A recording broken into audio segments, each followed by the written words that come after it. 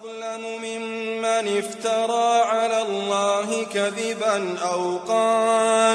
أو قال أوحي إلي ولم يوح إليه شيء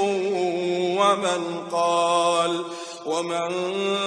قال سأنزل مثل ما أنزل الله ولو ترى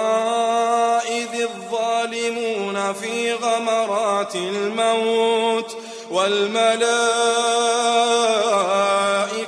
باسطوا أيديهم أخرجوا أنفسكم اليوم تجزون عذاب الهون بما كنتم تقولون على الله غير الحق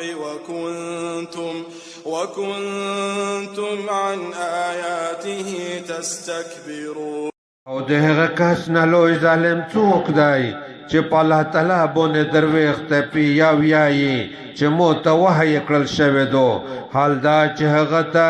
هیڅ وحی نه دو شوی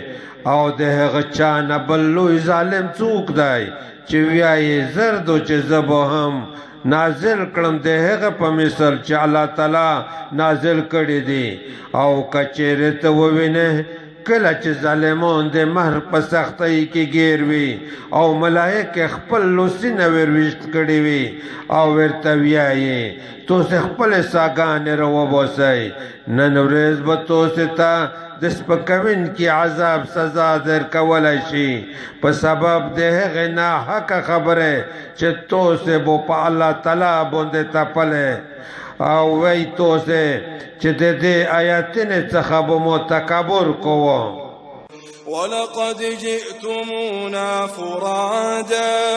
ولقد جئتمونا فرادا كما خلقناكم أول مرة وتركتم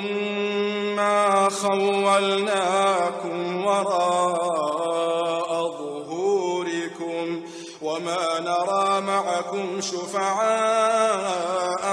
الذين زعمتم أنهم فيكم شركاء لقد تقطع بينكم وضل عنكم ما كنتم تزعمون. یقینا توسی میشته گوشی روغلی لکه څنګه چې میش توسی اول ور پیدا کړی وای او توسی هغه څه د خپل شاګانې شو ته پرېښودل چې میش توسی ته درکړی وي